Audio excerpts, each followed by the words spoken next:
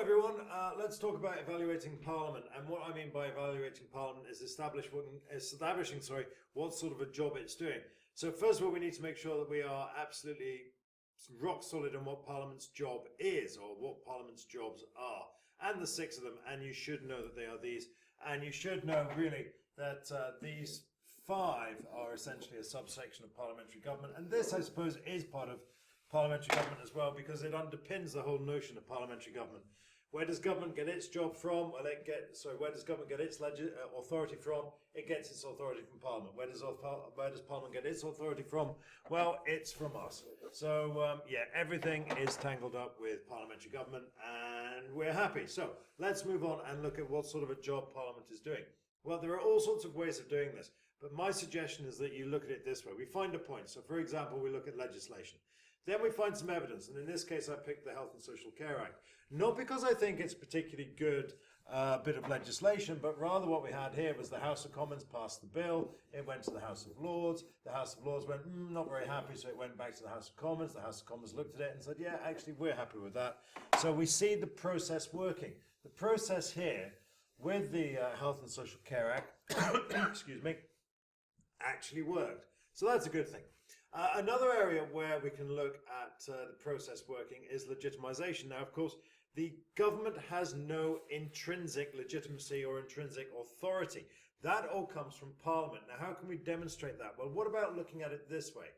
When Blair resigned, we essentially went through a period of transition without a formal Prime Minister. We had a Deputy Prime Minister in the shape of John Prescott. He stood up. He essentially held the reins for the while. But there was no formal Prime Minister. Did government collapse? Well, no, because Parliament retained its faith in government. Parliament retained its confidence in government while the Labour Party got its house in order. So the Labour Party lost one leader. It then had to get another one. While that process was ongoing, Parliament retained its confidence in government. It continued to legitimise government even as the leader of the party was changed. So I think that's really a kind of very, very high level analysis of how government is legitimised by Parliament. It would make sense, if the president resigned in the United States, the whole thing would come crashing down. But here we were able to see how government was able to be sustained even through a period of high transition, high significant transition, because it retained the confidence of government. So government is legitimised by Parliament. Parliament can do an extremely good job there. Accountability. Again, Parliament from time to time does a very, very good job. And if we look at the Education Select Committee report from 2013, we will see how that demanded that Gove backtrack on his reports. We're going too fast here, said the Select Committee. We don't disagree in principle with education reform, but this is too fast and too reckless. We suggest you rein it back in. And surprise, surprise, Gove actually did. So there's a very, very good example of the House of Commons being held to account by select committees. Representation, well, the best example there is the Tory rebellion over HS2. And don't forget, there were 32 Tory rebels who actually voted against HS2. There were a few more who abstained. In particular, Andrea Leadsom is worth knowing about. She abstained because she couldn't rebel because she was on the payroll vote. And if you want to know all about that, you can have a look at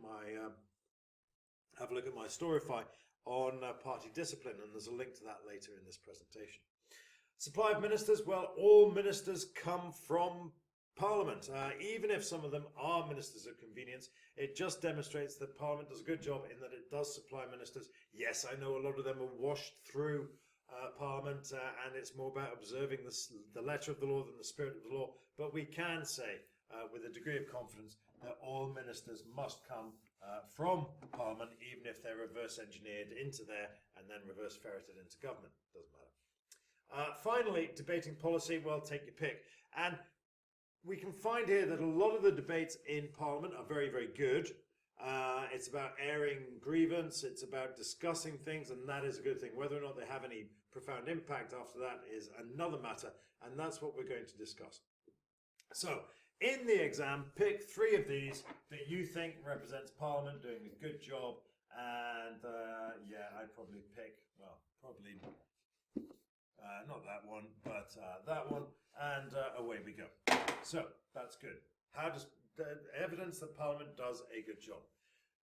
On the other hand, now we could again go back there and look at 6 examples of Parliament failing to legislate or debate or represent, but forget that. Because what we're going to do is we're going to look at this systematically or systemically, and we're going to say there are 3 systemic problems that affect the Houses of Parliament when it comes to doing their job.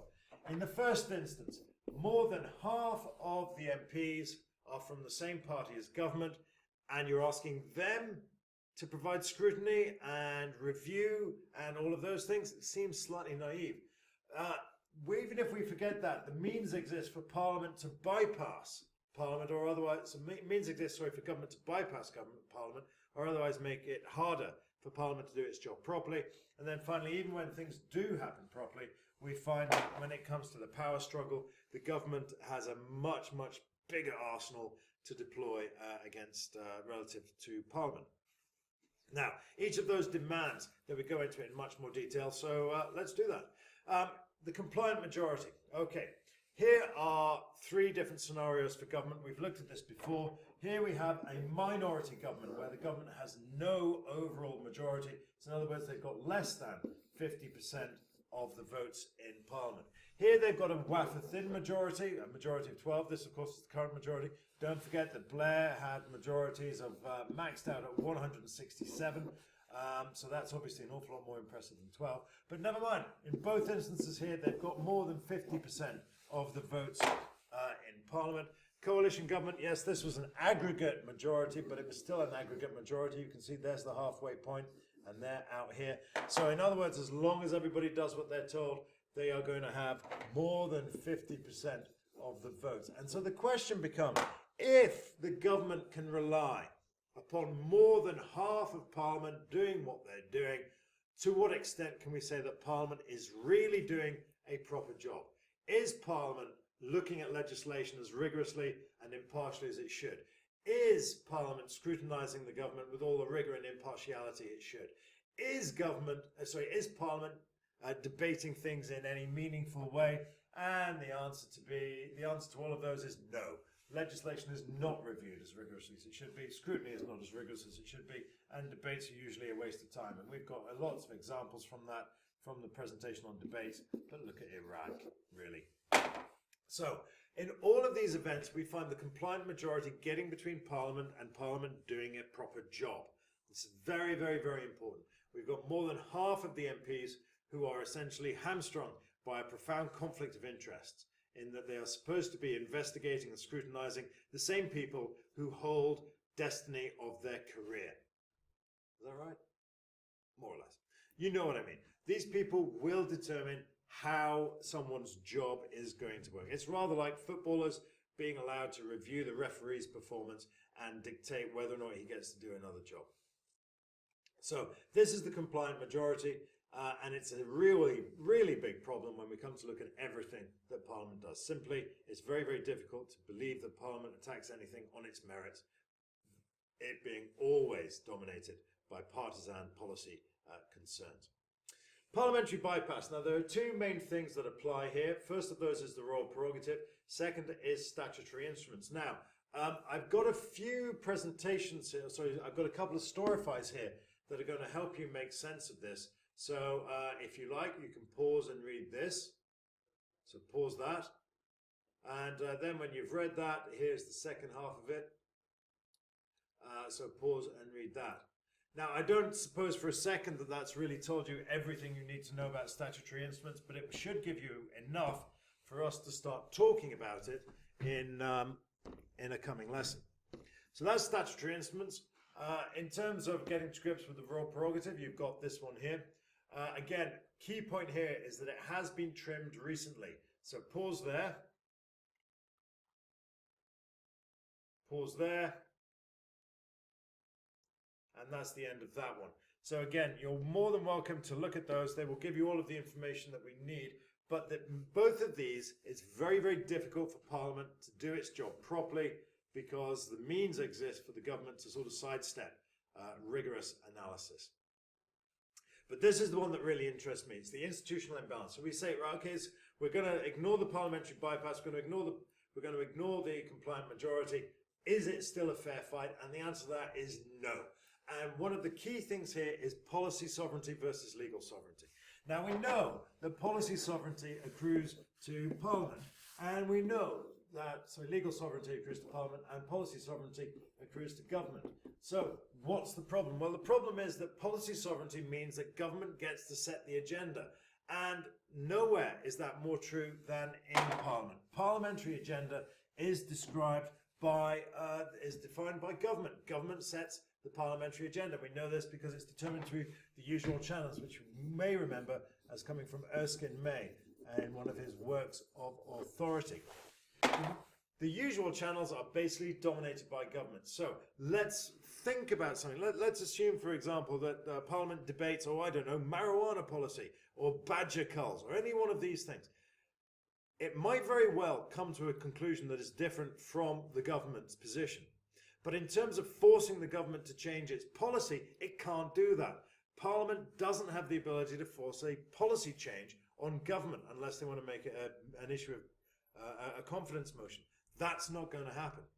So government, by virtue of its ability to control Parliament's agenda, basically determines what Parliament can and cannot do. It controls the timetable, so if Parliament wants to pass legislation on legalizing marijuana, unless the government is behind that, it's not going to happen because the government will not allow time for Parliament to discuss that. So yes, the Backbench Business Committee has control of a small chunk of time and private members' bills can be introduced, but in reality, all of this is dwarfed by the ability of government to dictate the agenda, to determine what government is doing at any one time. So that's the first idea of this institutional imbalance. Parliament simply cannot compete with government because government controls the House of Commons agenda, which the more you say it, the more ridiculous it becomes. The second way in which we have this institutional imbalance is when is an answer not an answer? Well, the answer to that is, when it's in response to a select committee report, or when it's a response to an answer to a minister. If the report is unsatisfactory, if the response is unsatisfactory, if the response to the question is unsatisfactory, there's nothing Parliament can do about it. So Parliament might very well produce a report on drug policy, but then we're back into this one again. It doesn't matter what Parliament does because Parliament has legal sovereignty, not policy sovereignty. And it doesn't matter whether a minister evades a question or sidesteps a question. There's very, very little that Parliament can do about it. This occurs again with representation. Who's in charge? Who is an MP more likely to listen to? Is he going to listen to the party or the constituents? And this is, of course, the reason why we have the compliant majority. The compliant majority is essentially a function of this. The party will generally take priority over constituents' concern because the party is more likely to determine the MP's immediate career prospects. House of Lords and democratic deficit, well, the fact that they aren't elected means that the government can essentially discount anything that the House of Commons does, no matter whether it's good or bad, and the better it is, the more likely it is that the government will discard it because it will be against their policy. The Parliament Act is essentially a manifestation of that. It enables the government to trump the objections of the House of Lords, and select committee reports are subject to the same denigration on the grounds that who voted for you.